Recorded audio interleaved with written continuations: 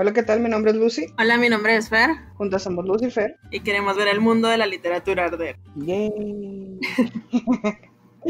Pues un día más. Sí, hoy quiero empezar primeramente con las cuestiones, con los anuncios parroquiales.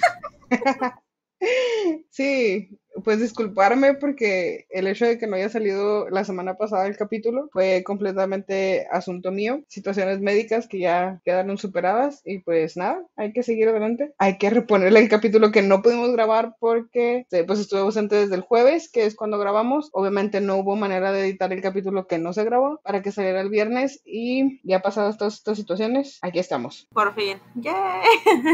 Yay. Pues sí. Bueno, pues habíamos quedado. Ujú. Tocaba El retrato de Dorian Gray de Oscar Wilde.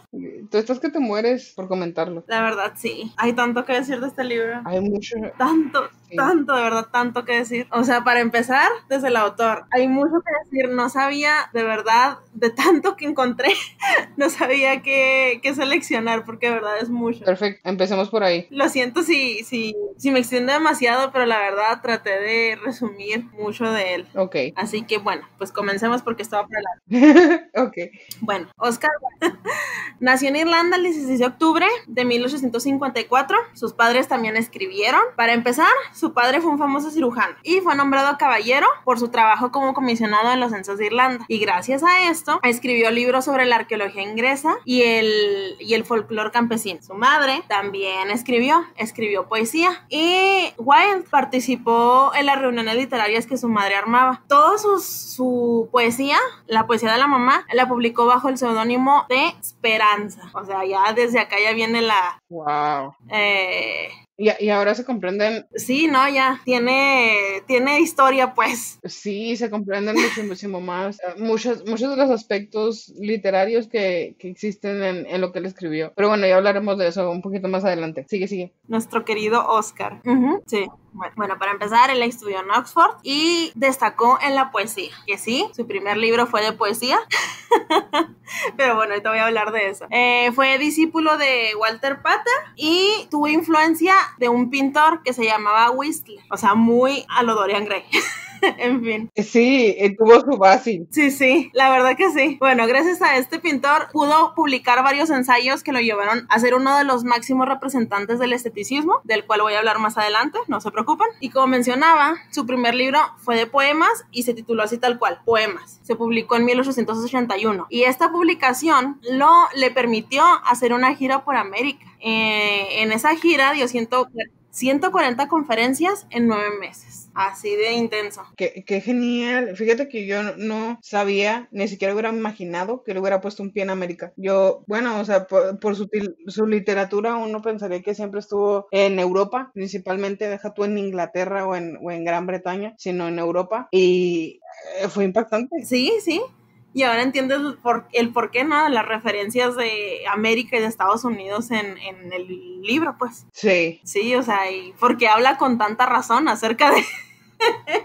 Pero bueno, eso es otra cosa. No hablaba nada más por hablar. Sí, la verdad. Ajá. Bueno, algunas obras de él, en sus primeras obras aparecen 2 colecciones de historias fantásticas, las escribió para sus hijos, las cuales son El Príncipe Feliz, publicado en 1888, y La Casa de las Granadas en 1892, y un conjunto de cuentos breves que se titularon El Crimen de Lord Arthur en 1891. Y su única novela es esta hermosísima novela El Retrato de Dorian Gray, que se publicó también en 1891, y pues sí, esa es la vida literaria de Oscar Wilde, aparte que fue un importante dramaturgo, entonces pues escribió de todo. Muy prolífico. Sí. En la literatura. La verdad que sí. Lo cual, fíjate que no se le reconoce demasiado porque la gente supongo que menosprecia un poco esta idea de, bueno, nada más escribió una novela, hasta qué grado era novelista, pero no me parece que se trate demasiado de eso, sino más bien de todo lo que logró con su novela, de lo que vamos a hablar hoy. Es que es demasiado, pero bueno. Un dato curioso acerca de la vida de Oscar es que fue encarcelado por homosexualidad gracias a la obra del retrato de Dorian Gray. Esto fue porque tenía una... ¡Qué chisme! Sí, un chisme. tenía una íntima amistad con Lord Alfred Douglas y el papá de Alfred acusó a Oscar Wilde de sodomía. Se llevó el juicio No lo puedo creer. en mayo de 1895 y fue condenado a 2 años de trabajos forzados. Después de esto salió de prisión arruinado material y espiritualmente. Pasó el resto de su vida en París bajo un nombre falso, Sebastián Melmoth, y murió el 30 de noviembre de 1900. Oh, por Dios. Chisme literario. Wow. Chismesazo literario. Y fíjate que alrededor de Oscar Wilde hay muchas historias. Está esta situación de que, bueno, se nota en sus libros, pero todo el mundo decía que era muy clasista, por ejemplo. Ajá. O no sé, pero jamás me hubiera imaginado. Bueno, sí, creo que sí, al leer Dorian Gray uno se puede imaginar un poquito esta idea de la homosexualidad. Sí, la verdad, sí. O del afecto pasado entre hombres, no sé cómo explicarlo. No es que lo juzgue, ¿verdad? Es muy genial, pero es impactante, sobre todo porque él era una persona de alcurnia. Es muy raro imaginártelo en prisión, imaginártelo como ahora con un vestido anaranjado, no sé. Es muy raro. Sí, no, la verdad es que mira, como ya hemos dicho anteriormente, ¿no? A nosotros nos impresiona que ciertos autores hayan hecho tales cosas o dicho tales cosas, sobre todo por el contexto en el que vivían. Pues Oscar Wilde es lo mismo, o sea, sabemos que en esa época el homosexualismo pues era condenado, pues como ya se notó en su vida, ¿no? Y era un escándalo total y por eso a nosotros nos impresiona esta situación, más que nada por el contexto en el que vivió. Claro, pero te digo, más allá de que hubiera o no homosexualidad y sodomía, que era de lo que se le acusaba, a mí lo que me causa ruido es verlo en este papel de prisionero. Y es más, si él era tan de alcurnia, imagínate, será como ver a un junior, a lo que en México conocemos como los fifís, obligado a trabajos forzados, haciendo limpia en los laterales de la calle o no sé, pintando líneas que no sean rosas sobre el pavimento para las peatonales, algo por el estilo. Sí, no, o sea, como una persona que pues uno conoce como algo genial, ¿no? Como, o sea, que jamás te imaginabas que fuera a hacer ese tipo de cosas, pues resulta que sí las hizo y por todo lo que pasó. Todo el mundo tenemos deslices, también Oscar Wilde, lo acabamos de probar. Pero bueno, hablemos sobre la trama. La trama creo que es una que ya conocen todos, pero pues lo voy a mencionar para los que no. Es este hombre que pinta, es la principal manera en la que nos enteramos de todo lo demás. Y es un artista que obviamente no tiene mucho dinero, pero se codea con la crema innata de Inglaterra. En ese momento, él conoce a este muchacho de 20 años llamado Dorian Gray, que le impacta por su belleza física y lo pinta. Para esto, se genera un encuentro con un tercer hombre cuyo nombre es Harry, pero es mejor conocido como Lord Henry, y pues también genera este vínculo con Dorian. La diferencia es esta: Basil, el pintor, es el Pepe Grillo de Dorian, que Dorian es un lienzo en blanco, por decirlo de alguna manera. Sí. Sí, es este muchacho que pues no sabe mucho de la vida, entonces está esta influencia buena por parte de Basil y luego viene este demonio, no tan demonio, en parte creo que tiene razón en la personificación de Lord Henry, que le intenta explicar con cierto cinismo lo que es la vida.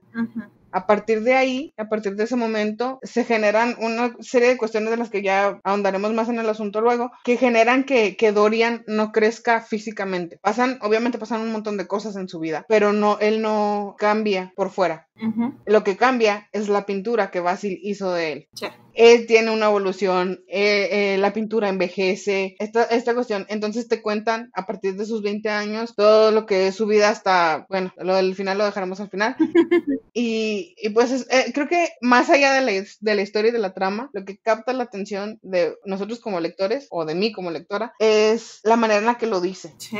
Yo quiero destacar sobre todo la belleza con la que lo dice. Sí. Las descripciones que hace Oscar Wilde son bellas. Bellas en el sentido rico, vistoso, y bellas en el sentido, no sé, de lo estilizadas que pueden ser. La descripción de Dorian es gloriosa. Sí. Que aquí tengo una queja, porque lo primero que te dicen de Dorian es que tiene los rizos dorados. Sí. Y luego tú vas y ves la película del retrato de Dorian Gray y el tipo tiene el pelo negro.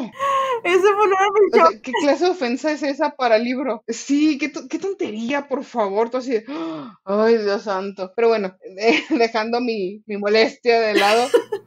Esa película yo la dejé a la mitad, yo no pude seguir. Dije, no puedo seguir viendo esto, no. Claro que no, me van a perdonar y me van a decir muchos, es que es una adaptación, no es la copia exacta del libro, yo lo sé, pero hay buenas adaptaciones y hay buena elección de cast, de personajes, y esa fue una mala elección, con malas actuaciones, con los peores diálogos que pudieron elegir de todo el libro. Sí, la verdad. Lo combinaron todo y lo pusieron en 1 hora y poco más de filme. Terrible. Sí, no. Y aparte que, bueno, el libro sí te deja mucho la imaginación, porque sí te dice que Dorian se corrompe, no te dice exactamente en qué, pero te da a entender más o menos en qué tipo de cosas, pero también te deja mucho la imaginación, como ya decía, y la película se va solamente por un lado, por una parte de la corrupción, ¿no? Que puede llegar a tener una persona. Para el que no la ha visto, mírenla, y eso a mí me molestó mucho, que nada más se centra en una sola cosa, que es en la mayoría de lo que se centra en las películas. No les voy a decir cuál, averigüen. Sí, sí, es una cuestión muy básica. Sí. Creo que el libro daba para más y la adaptación se centró en una tontería Sí. y quiso ponerle morbo a la tontería como para vender, y al final no resultó porque el libro de Dorian Gray tenía suficiente morbo por sí mismo. Sí, la verdad que sí, pero bueno. Oye, un dato curioso también del libro, ya no del autor, sino del libro, es que aquí en México se hizo una telenovela del libro. ¿Qué? O sea, sí está medio melodramático la situación, pero una telenovela del libro. Sí. Necesito saber el nombre de esa novela. Sí, tal cual, el retrato de Dorian Gray. Así tal cual, es un joven que es pintado, bueno, que es retratado, el pintor le genera un cierto gusto por él, o sea, todo, tal cual. Pero se fueron más hacia la adaptación terrorífica, de suspenso. Y sí, dicen que sí tuvo bastante éxito. Y mira que a mí el libro no me parece terrorífico, No, en general. es más gótico. Ni siquiera esta idea, sí, ni siquiera la idea del pacto con el diablo me parece terrorífica tal cual. Uh-huh. Que para los que no tienen una idea de lo que estamos hablando, es esta situación de que en el momento en el que Dorian se ve retratado, pide a nada en particular, lanza este juramento al aire de querer ser el inmortal y que sea su retrato el que va cambiando. No le molesta la idea, y de hecho, en términos técnicos, ofrece su alma al diablo, bueno, ofrece su alma para poder llegar a no envejecer. Muchos lo manejan como literal un pacto con el diablo, otros no tanto, y pese a eso no me parece que sea aterrador como tal, no como, no sé, no como los libros de Stephen King y su terror psicológico. A mí no me lo parece. No, te digo, a mí me pareció más gótico. También ahorita me gustaría hablar del arte gótico. Y sí, te digo, a mí me pareció más gótico que terrorífico. Sí, claro, sí. Si quieres me paso de una vez a hablar de lo gótico. Sí. Que sí, esta novela es considerada como una novela gótica. Porque, bueno, para empezar, por las descripciones, ¿no? Del paisaje. La localización, bosques sombríos, calles oscuras. En cierto momento sí se llega a describir un bosque sombrío, pero la mayoría de las ocasiones en que Dorian va caminando, va de noche en calles oscuras. Entonces, eso es un elemento gótico. Aparte, en el arte gótico también se dan abundantes descripciones con la finalidad de generar una congoja en el lector. A mí, la verdad, no me acongojo para nada, al contrario, yo disfruté mucho las descripciones, pero sí hay demasiadas descripciones. Otra cosa, aparecen cadáveres y elementos sobrenaturales. Y muy detalladas las descripciones. Sí. Bueno, aparecen cadáveres y elementos sobrenaturales. El cadáver, pues ya sabemos cuál, ¿no? O sea, ¿doy el spoiler o no? Pues dalo, sí, dalo. Bueno, el cadáver aquí es el del pintor Basil, y sí, o sea, también se da una descripción muy fuerte de ese cadáver, y los elementos sobrenaturales que pues yo creo que desde el principio se dieron cuenta que es el cuadro y Dorian, ¿no? Otra cosa, el mundo de los sueños y las pesadillas. Sí. Alternancia entre la realidad y la irrealidad. Esto se da más que nada en los pensamientos y constantes sentimientos de culpa de Dorian. Se mezclan un poco con el existencialismo, ese sentimiento de estar siempre, y si pasa esto, y si pasa lo otro, y aquello, y, o sea, en muchas partes del libro se centran en la mente de Dorian Gray.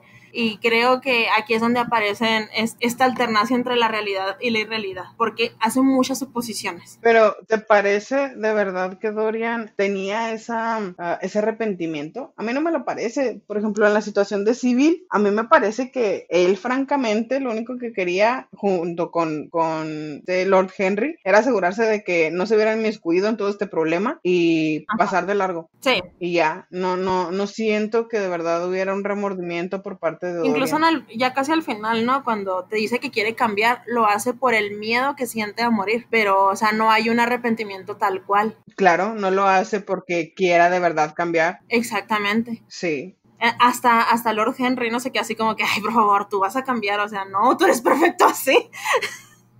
Y lo más extraño es que siento que Dorian es como inherentemente malo. Sí. Él en serio no siente remordimiento respecto a lo que dice y a lo que hace. Mientras que Lord Henry es como este machista que no aplica lo que dice. Sí. Por ejemplo, él es muy cínico, Lord Henry es muy cínico, pero siento que lo dice de dientes para afuera. Es nada más para impresionar a las personas y que digan, oh, este hombre, qué filosófico, cómo piensa sobre la vida y bla, bla, bla. Y sobre la sociedad, porque lanza muchas críticas a la sociedad. Pero pese a eso, siento que él vive dentro de este mundo elitista y él está bien con el mundo elitista, Sí. pese a que lo critica. Bueno, otra cosa del arte gótico son los personajes dominados por sus pasiones, son inteligentes, son enigmáticos y siempre son atractivos y a veces son castigados por la culpa. Aquí lo vemos sobre todo en Dorian Gray, obviamente, y también en Lord Henry, ¿no? Sobre todo el inteligente y enigmático. El dominado por sus pasiones es Dorian Gray y también el atractivo es Dorian Gray. De hecho, me parece que Dorian es el reflejo de lo que Henry le gustaría hacer. O sea, Henry tiene todas estas ideas cínicas que a lo mejor le gustaría aplicarlas, pero no las aplica. Sí. Y Dorian es este ser pasional al que a él le vendes la idea y como niñito que no entiende muchas cosas, va y la aplica en el momento, aunque termine con la mano quemada. Sí, la verdad sí. Sí, no. Voy a pasar a explicar rápido lo que es el esteticismo, que ya había mencionado antes. ¿Qué? Déjame decirlo, ¿no? El existencialismo. Sí, es que voy a hablar del existencialismo. Es que sí tiene existencialismo, pero bueno, esto es otra cosa. Bueno, ya había mencionado antes el esteticismo. No, sí tiene existencialismo, pero ya habíamos hablado de él. Sí, ya habíamos hablado de él. Bueno, sigue. Bueno, como antes ya había dicho, Oscar Wilde fue uno de los máximos representantes del esteticismo. Pero ¿con qué carajo se come el esteticismo? Bueno, el esteticismo es un movimiento artístico inglés que fue basado en la doctrina de que el arte existe para beneficio de la belleza, nada más. Y que la belleza debe ser elevada por encima de la moral y de los temas sociales. También está basado en la pasión por la belleza, el amor por el arte. Es ante todo un ideal moral y una filosofía espiritual. Pero hay algo aquí muy curioso, y es que sí, el retrato de Dorian Gray es totalmente esteticismo, pero yo creo que Dorian Gray fue utilizado, o sea, el personaje de Dorian Gray fue utilizado más que nada para ilustrar el exceso, ¿no? De esta creencia, como para advertir que si seguían con ese exceso de esteticismo, pues iba a jugar en contra de la moral, más que nada. Y también tiene muchas sutiles críticas, no solamente sociales, sino para el arte en general. Sí. Bueno, lo repito, se nota en Lord Henry es el que lleva toda esta batuta de pensamiento, porque Dorian lo aplica, pero el que lo piensa es Lord Henry, y el que tiene el valor cínico de exponerlo es Lord Henry. Sí. Bueno, casi toda la novela. Cuando se casa y se convierte en padre, cuando se convierte en padre, porque ya lo encontramos casado, Ajá. Es cuando como que empieza a aterrizar, y pese a eso, siento que él tiene mucho de estar pensando en su situación, que fíjate que yo estaba viendo algo, parece un libro lejano, estamos hablando de que Oscar Wilde murió en el 900 cerrado, sí. Eso es 120 años atrás, y parece un mundo, parece totalmente una época diferente, y el libro no se siente tan lejano. Las críticas que se hacen a la sociedad se pueden aplicar a la sociedad actual, a pleno siglo XXI, al 2020, a estas ideas de la superficialidad que tiene la gente, y es un aspecto que me gustó mucho del libro en general. Yo como espectadora les digo que le pongan atención a estas bromas que a veces hace Lord Henry, porque las pasa por eso, así como que tú tranquilo, tú déjate caer en la tentación, le dice a Dorian, porque esa frase me encanta, que le dice, la única manera de vencer a la tentación es caer en ella.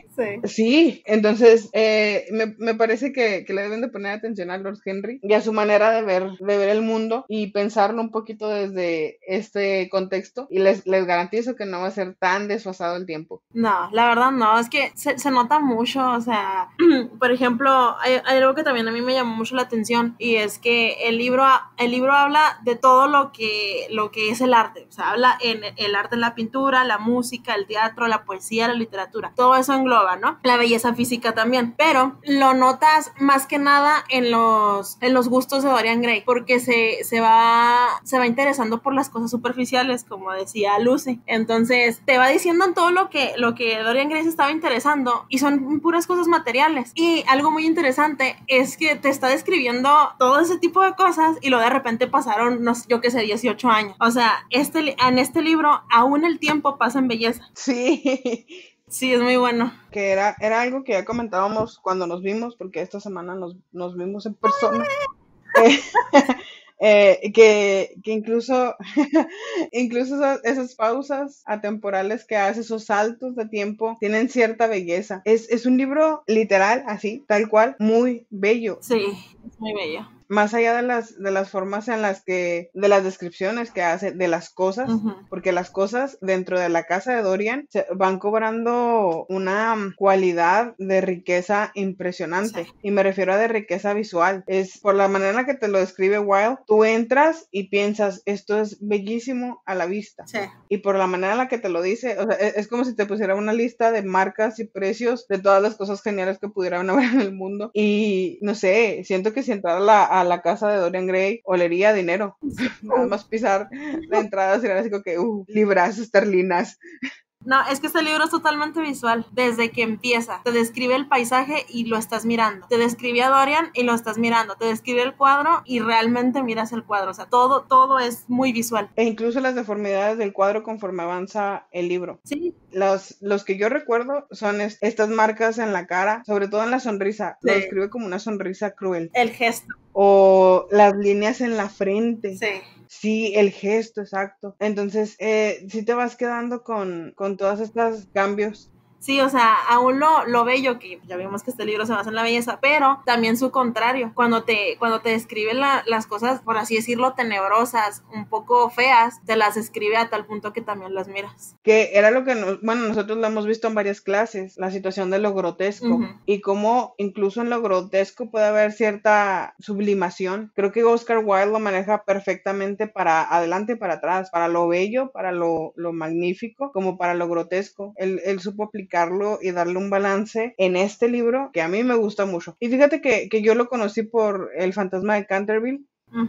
Y aún así creo que Dorian Gray me gusta más. Es que es muy bueno. Este libro yo lo conocí cuando yo tendría, no sé, unos 15, 16 años, cuando lo leí por primera vez, y me gustó un montón. Y ya lo había leído como 3 veces antes de leerlo esta última vez, pero esta última vez me tardé mucho más en leerlo, porque no me percataba de muchas cosas, sobre todo estas cuestiones de todo lo que habla Lord Henry, ¿no? Que dices, órale, este hombre sí, habla de las referencias filosófico. Sí, y no, bueno, 15, 16 años uno no está preparado para pensar en todas estas cuestiones a futuro. No. Ni las cuestiones sociales, porque la verdad es que te da igual. Toda tu sociedad se basa en tus papás, los amigos de tus papás y los hijos de los amigos de tus papás. Sí. No tienes esa libertad de ir a conocer a terceros. Y menos en una sociedad como la que tenían en aquel entonces de, sí, para conocer a aquella persona debo de ser presentado. Entonces, sí, a esa edad creo que se nos escapan un montón de detalles que parecen mínimos en aquel entonces, pero que con una relectura, porque fíjate que esta es la segunda vez que yo leo el libro, entonces para mí sí fue un cambio muy impresionante. No recuerdo cuántos años tenía cuando lo leí por primera vez, pero sé que fue hace muchísimo tiempo. Y es un libro que cambia con las lecturas. Sí, no, yo de lo que me puedo acordar es que yo más que nada memoricé las escenas del cuadro, y me impresionó mucho que el cuadro fuera el que envejecía en lugar de Dorian. Y el final, es de lo único que yo me acordaba, porque sí, digo, ya lo había leído varias veces, pero no ponía atención en otras cosas, como ahora. Y no solo eso, también estas cuestiones visuales. Por ejemplo, de que si Dorian tiene la sangre fría de matar a Basil, ya lo habías dicho tú, se le llene la mano de sangre. ¿Me explico? O sea, ahí está la evidencia del crimen. No es nada más esta cuestión de el cambio físico de la persona, sino que se agregan estos elementos fantásticos, góticos, que pues destacan muchísimo en la lectura. Sí, la verdad, sí. Es que es muy buen libro. O sea, se complementa muy bien en todos sus aspectos. Ok, ahora necesitamos hacer una pausa, porque nosotros teníamos un anuncio que dar y habíamos dicho que no íbamos a decir en qué minuto tiempo de este capítulo lo íbamos a dar Muajajaja. sobre el sorteo. Muajaja. Quedamos en privado, obviamente nosotras, que el ganador del sorteo se va a anunciar el día del estreno de nuestro capítulo de la segunda temporada. Respecto a la fecha concreta, lo vamos a anunciar en el capítulo que viene, que es el de Pedro Páramo, para que se vayan dando más o menos una idea de cuándo o hasta cuándo tienen para participar en el sorteo. Ajá. Recuerden que las bases siguen en nuestro Instagram y en Facebook, Sí. para los que todavía no se han inscrito, que ya llevamos bastante participantes. ¡Yay! ¿En serio? La gente sí nos quiere. Sí, llevamos como 10 inscritos, pero obviamente esos 10 inscritos se han puesto las pilas para poder tener más oportunidades de ganar Ajá. ese libro que tenemos de regalo, además de algunas otras sorpresas que les estamos preparando con todo nuestro amor. ¡Chan, chan, chan! Robándole la línea a mi hija. Sí. Eres una desalmada, como diría en Grey. Lo siento. Pero ya, regresemos a nuestra programación regular. Hablemos también bueno, más allá de esta situación de que Dorian podría o no tener alma, creo que, yo insisto en que él no era una buena persona. Nah. Toda su argumentación para intentar ser buena persona se basaba en el miedo que tenía a perder su alma. Sí. Eso se vio desde el primer momento. El primer crimen, entre comillas, aunque ustedes no me vean, estoy entrecomillando, que se le puede atribuir es el de Sybil Vane, Sí. que no fue un crimen directamente porque él no le hizo nada, tal cual. Ella fue la que orquestó todo el desastre. Y no me parece tan cruel, me parece muy lógico, porque estamos hablando de un muchachito de 20 años que se quedó impactado Sí. por la capacidad que esta muchachita de 17 años encima tenía de interpretar todos estos papeles. Entonces, Ujú. toda la primicia se basaba en que ella podía ser diferentes mujeres. Ajá. Cuando dejó de ser diferentes mujeres fue cuando perdió el encanto. Sí. Entonces, en ese momento, Dorian le dice a Lord Henry, me parece, algo así como que ella era la única que podía salvarlo. O sea, él hasta cierto grado es consciente de que su alma está en juego y es eso lo que lo lleva a ser bueno, entre comillas, de nuevo, aunque no me puedan ver las manos. y no sé, yo insisto en que Dorian era malo por naturaleza. Muchos van a decir, pues es que Harry fue el que le dijo, oye, pues sé más cínico, oye, pues vive tu vida como se te dé tu gana, aunque le pases por encima a los demás. Pero la... Pues sí, pero fue decisión de Dorian Ujú. ejercerlo o no. Sí, la verdad sí. ¿Vas a decir algo más, man? No, te odio. Bueno, yo sí quiero decir otra cosa. Quiero hablar de la intertextualidad del libro. Que va ¿Te das muy... cuenta de que los mejores libros son los que tienen intertextualidad? Sí, sí, la verdad, sí. Es que es muy bueno que encontrar referencias a otros autores, ¿no? Y entenderles, hacerles como que, sí te entiendo. Yo conozco ese chiste, somos el mismo nerd.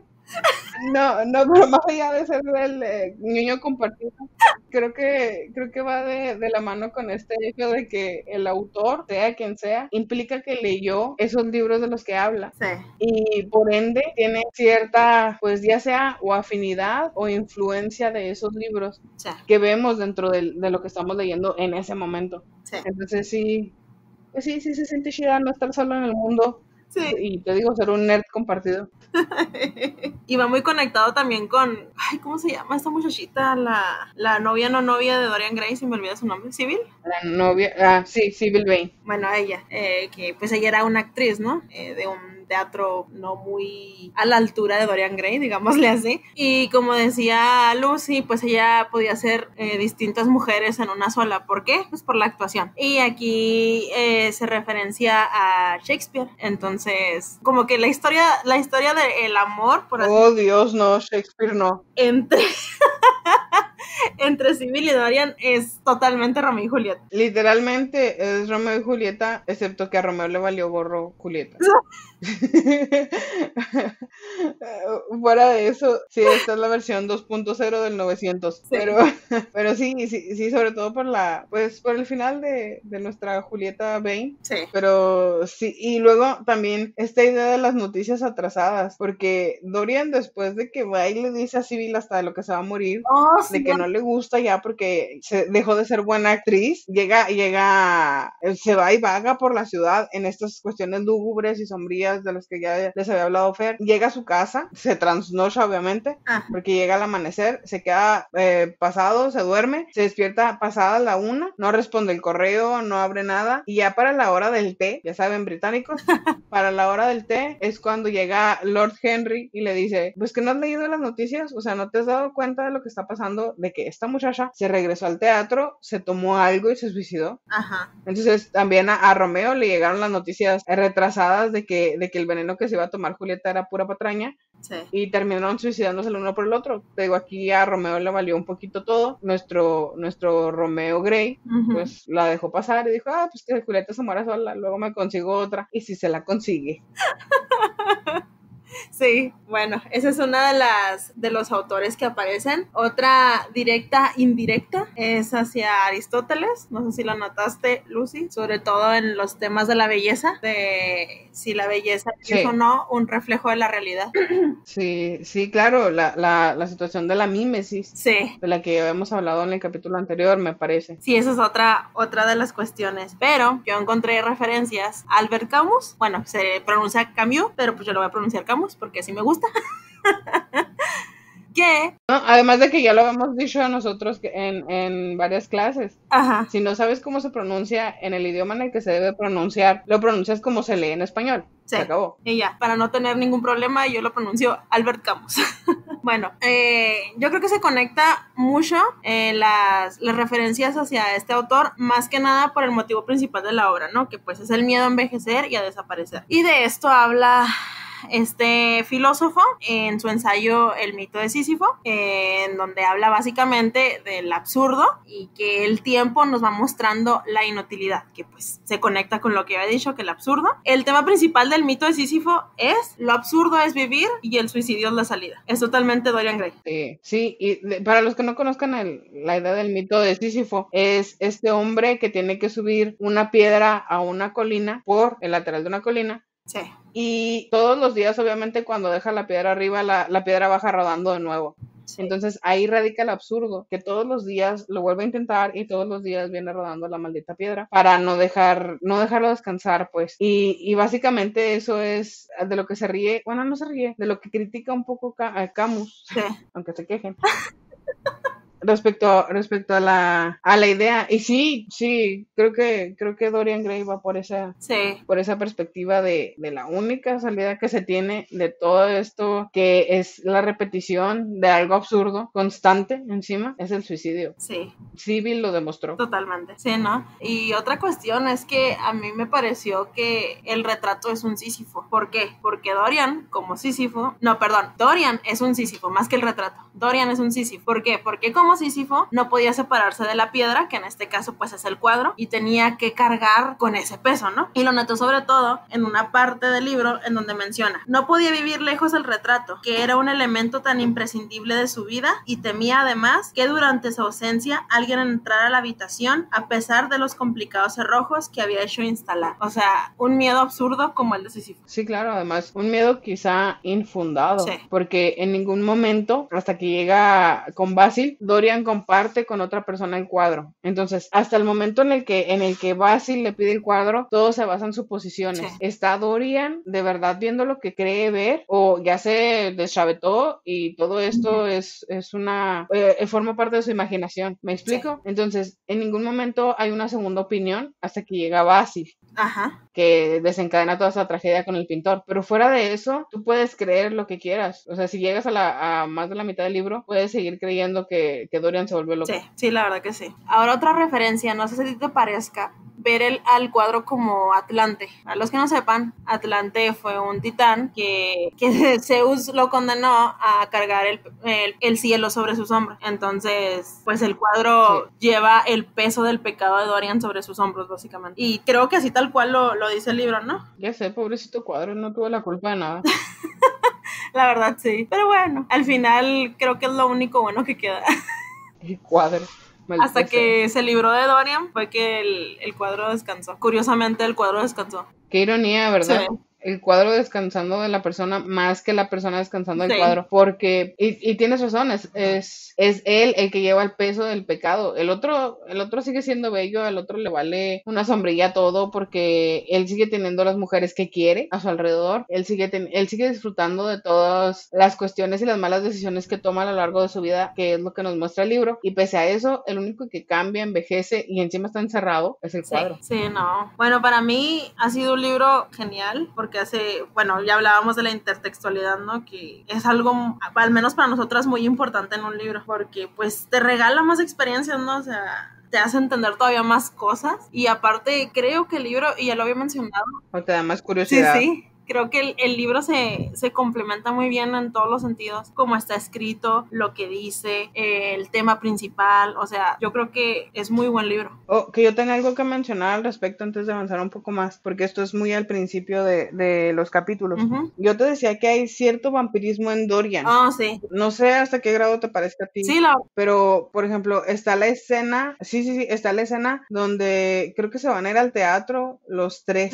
Estoy hablando de Lord Henry, de Basil, que es el pintor, y de Dorian. Entonces, Basil ve a Dorian, ve que Dorian encima se va con Lord Henry, porque solamente entran 2 personas en su coche, y a él lo mandan a un Uber, ¿no? Entonces, Basil se queda pensando en esta idea de, bueno, es que Dorian ha cambiado un montón, y dice que se siente un poco más viejo cuando se da cuenta de que Dorian ya no es esa persona pulcra, blanca, amable que era, sino que está cambiando para ser esta persona mezquina que Lord Henry está creando. Entonces, también porque hay que explicarlo, al principio, en el inicio del libro, dice dice Basil a Lord Henry que no quiere darle a conocer a Dorian, no quiere que él lo conozca porque primero lo va a corromper y segundo porque puso demasiado de sí mismo en el cuadro que pintó de Dorian, lo que lo hace poner demasiado de sí mismo en Dorian. Entonces, si ese cuadro tiene tanto de sí mismo, cada vez que Dorian se corrompe con estas pequeñas cosas incluso que toma de Lord Henry, como que le roba cierta energía y literal es lo que dice, envejeció algunos años solamente por esa acción de que se fue con Lord Henry en el auto, lo desplazó y él lo notó un poco más mezquino. Entonces, pues no nada más tenemos pactos con el diablo, también tenemos vampiros. Aparte creo que también eso se complementa muy bien con lo gótico. Perdón, es que yo nunca voy a superar que los vampiros de Crepúsculo brillen, por favor. Y que estén bonitos. Ya tenía mucho con los de Anne Rice que lloraban sangre. No, pues ponlos alta, que está bonito, todavía te lo paso. Hasta Dorian es un vampiro que se queda bonito para siempre, pero que brillen, hazme tú el favor, que brillen. Sí, la verdad sí se pasaban de lanza. No sé si la autora leyó demasiado Peter Pan y le gustó Campanita y dijo, vamos a traspolarlo a un libro. Pero no sé, bueno, ya, lo dejaré porque si no me voy a poner aquí a despotricar otra vez contra Crepúsculo. ¿Cuál fue tu personaje favorito? Lo he mencionado 500 veces en este capítulo, Lord Henry. Sí, lo amo. También el mío. Me voy a casar con él y con su cinismo. Yo subrayé un montón de frases que me gustaron y creo que todas son de ese personaje. Claro que sí. Creo que la mitad del libro son sus cuestiones filosóficas y tiene unas citas muy largas. Incluso tengo marcadas páginas enteras porque hay veces que pongo una frase, marco la frase y luego me doy cuenta de que en lo que sigue hay otras 4 o 5 que me gustaron. Sí, yo también hago eso. Es uno de mis libros más rayados. Aparte creo que Lord Henry es el personaje que más aporta. O sea, habla de cuestiones filosóficas que de hecho están, Dorian Gray las pone en práctica. Habla de ciertas, o sea, yo creo que todo lo que habla de este personaje se ve en el libro de una u otra manera. Y dentro de su cinismo es bastante sensato. Sí. A lo que me refiero es a que intenta encontrar este punto medio, porque, por ejemplo, en aquella época la moralidad tenía que ser muy por encima de todo. Sí. ¿Me explico? Sí. Para tener reputación, y hay una frase donde lo dice, para tener una buena reputación aquí en Inglaterra, que es donde está ambientado el libro, tú tienes que tener las mejores referencias, las mejores de todas, y si no las tienes, no tienes reputación, y por ende no tienes crédito, por ejemplo, si eres de la nobleza. Entonces, él tomaba estas expresiones y estos comentarios que a veces parecía o quería hacer pasar como bromas, o como es la actitud de Lord Henry, así es el de cínico, pero para ver si alguien captaba la idea de verdad. Además de que poco a poco, y queriendo que no, Lord Henry es muy manipulador. Sí. Soltaba estos comentarios que esperaba que Dorian pusiera en práctica, porque él tenía un miedo enorme a ponerlos en práctica y terminar fuera de la alta sociedad, pero le encantaba observar si Dorian se corrompía o no se corrompía, o hasta qué grado tenía el valor de hacer las cosas. Entonces, es un personaje muy justo. Ajá. Aparte, creo que en una parte menciona que quiso hacer un experimento con Dorian. Sí, en muchas partes lo dice. O sea, a ver si lo que él decía repercutía de tal manera en Dorian que se corrompiera. Sí, sí. A su manera también fue bastante desalmado, porque Sí. pues desde el primer momento en el que conoció a Dorian, para empezar, hizo que le vendiera su alma a un demonio, ¿no? A un demonio cualquiera que pasaba por ahí. Ajá. Y le tomó la palabra. Sí. Claro, también tuvo hasta cierto grado su dosis de karma, su dosis de justicia, Ajá. viendo esta situación con su hija y Dorian. Entonces, sí, Lord Henry también tuvo lo que se merecía en parte. Sí, la verdad, sí. Pero sí, es muy buen personaje, la verdad. Curiosamente, los personajes, entre comillas, secundarios son muchas veces mucho mejor que los principales. No, a ese respecto yo siempre he dicho que un buen personaje secundario puede hacer un libro mucho mejor que un buen personaje principal. Para muestra, Harry Potter, El Señor de los Anillos, tengo muchas cosas, muchas trilogías y muchas sagas que demuestran que un buen personaje secundario salva el libro por completo en comparación de un personaje principal. ¿Qué sería de Dorian Gray sin Lord Henry? Nada, imagínate, sería bastante ñoño, siguiendo todas las recomendaciones y las cuestiones morales que tenía Basil. Que no estoy diciendo que estén mal, solo digo que a veces se pasaba de soso, no sé, a mí el personaje de Basil, te digo, era un Pepe Grillo que si hubiera estado solo me hubiera dado mucha flojera. Sí, la verdad, sí. Y ponte a pensar que Dorian Gray es un Frodo cargando el anillo, en este caso el cuadro. Literal, no es otra cosa. Ajá, es eso. De hecho, a mí me da mucha risa porque cada vez que yo veía estas discusiones entre Basil y Lord Henry para ver quién influenciaba más a Dorian, yo lo pensaba como Kronk de las locuras del emperador, cuando está hablando con su demonio y con su ángel. El demonio es Lord Henry y el ángel es Basil. Y ahí está Dorian Gray, es este tipo guapísimo que pues muy listo tampoco es y se deja influenciar. Entonces, literal, es esa escena en la que está tirando la llama y se queda así como que ¿lo dejamos o no lo dejamos? ¿Que se ahogue o que no se ahogue? Esperen un meme de eso próximamente. De nada. Es muy bueno, es muy bueno. Pero bueno, acá yo ya tengo que vamos en 59 minutos de grabación. Oh, rayos, como hablamos todo el santo día. Sí. Pasamos a la cuestión relevante. ¿Te parece que este libro merece el título de clásico? Sí, tan solo yo me he guiado mucho por el tema del libro y la belleza y el debate entre la vida y la muerte y si la vida vale la pena y todo este tipo de cuestiones me parece que no pasan de moda y siempre se va a hablar de ellas. Y el amor trágico romántico que decíamos de Romeo y Julieta. Si Romeo y Julieta ha llegado tan lejos después de todos estos siglos y sigue gustando a las personas con sus frases melosas, me parece que Dorian Gray también y maneja no solamente estas cuestiones humanas positivas, ¿sí? No solamente el amor, no solamente, sino como tú dices, la muerte, maneja también lo sórdido, maneja estos bajos, bueno, no sé si instintos, pero esta baja moral de las personas. Y toca el tema de la moralidad, que es mi tema monumental. ¿Qué es lo bueno y qué es lo malo? ¿Dónde termina lo bueno? ¿Dónde comienza lo malo? Ese tipo de situaciones. Y creo que durante mucho tiempo va a hacer pensar a las personas al respecto. Yo creo que va a ser un clásico mundial que se va a quedar durante mucho tiempo. Sí, yo también. Y está bien, me parece que sí. Te digo, aparte también con esas cuestiones de la intersexualidad, cuestiones filosóficas, pues lo hacen aún más rico y yo creo que aún más clásico. Sí, claro que sí. Sí, le da un aporte extra dentro del libro. No solo se trata de la novela como tal, como objeto, sino también de todo lo que lleva. Y fíjate que en una clase, creo que fue en el análisis literario, nosotros discutíamos esta cuestión de la relevancia de los libros a partir de lo que se escribe de ellos. Por ejemplo, el Quijote tiene millones de tesis en inglés, en español, en todos los idiomas que ustedes se puedan imaginar respecto a los personajes, respecto a la trama, respecto a la locura o no locura de Sancho junto con el Quijote, o la locura del Quijote. Y creo que Dorian Gray también tiene mucho para sacar a Ajá, ese respecto. Creo que si ustedes googlean, así, nada más por eso, sí. googlean cuántas tesis o cuántas teorías o cuántos ensayos académicos han escrito respecto a al retrato de Dorian Gray, creo que van a ser un montón porque es un libro que interesa y pues no se va a quedar nada más en eso. ¿Me explico? Todavía va a haber más gente intentando escribir y Sí. sacar algo más al respecto. Si sacan la historia del vampirismo, ustedes digan que lo escucharon primero aquí Ujú. conmigo y que es mi teoría original. Sí, no, es que este libro tiene mucho donde sacarle, la neta, sin albur. Le pides demasiado a los mexicanos sin albur, por favor. Lo siento, es que ya cuando lo dije que no se escuchó pensé y que no tengo que decir el sin albur. Para que la gente no vaya a pensar otra cosa. Pero bueno, creo que por mi parte ya no hay mucho más que agregar a la situación de Dorian Gray. Es un libro que me encantó, sí. Releerlo fue la gloria, pese a que, como tú dices, yo también lo leí muy lento, sobre todo porque empiezas a disfrutar las frases y empiezas a Sí. pensarlas. Ahora con todo el bagaje que tenemos, empecé a pensarlas, sí, los Ujú. pros, los contras, las referencias, qué tan cierto, qué tan falso podría ser, las cuestiones de los personajes, la temporalidad, todo esto que manejamos en la carga literaria. Ya lo analicé. Y pues sí, me tomó una semana y media más o menos terminarlo.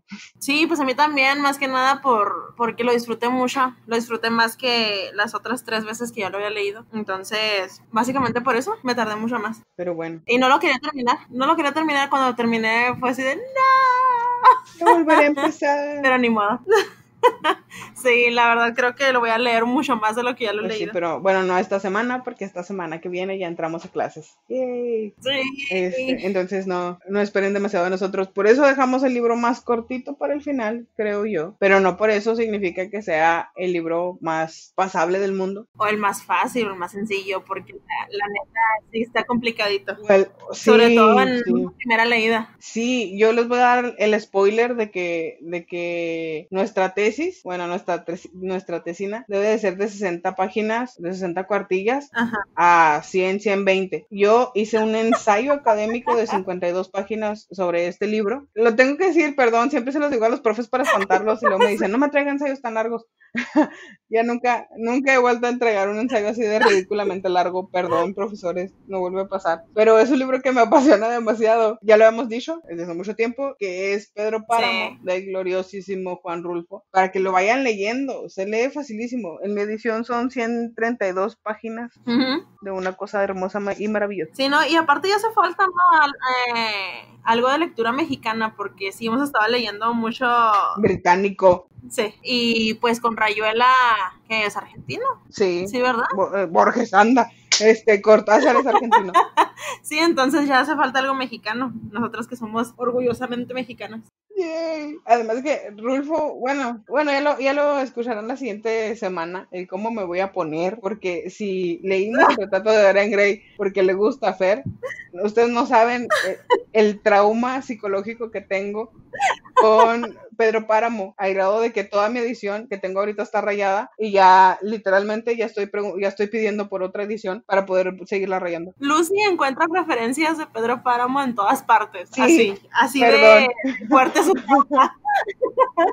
Todo lo que yo pueda citar va a ser de Pedro Páramo. Sí, pero ya, no hablemos más porque si no, ¿qué caso tiene que lo leamos para la siguiente semana? Perfecto, ya. Dejémoslo aquí antes de agarrarnos otra hora hablando sobre el tema. ¿Algo más que quieras agregar sobre el retrato de Dorian Gray? Pues no, yo creo que es todo. Y yo siempre voy a recomendarles que lo lean porque sí es muy bueno. Exacto, pero no, bueno, fíjate que raramente yo creo que, yo siempre lo voy a decir porque mi idea al final de la carrera es enseñar para inculcar a los otros la literatura, entonces siempre lo voy a referir hacia los profesores. Si eres profesor y te parece que un alumno de 15 años puede leer el retrato de Dorian Gray, creo que un alumno de 15 años puede leer el retrato de Dorian Gray. Quizá no encuentre todas estas cosas gloriosas que nosotros dijimos, pero va a entender mucho de esta idea del bien y el mal, de la moralidad, es un buen inicio para darles como esa pauta de cómo salir al mundo. Me parece que sí. Sí es válido que muchachos de esta edad lo lean y de ahí para adelante que lo lea el que lo quiera leer, todos. Tiene un lenguaje sencillísimo, tiene unas referencias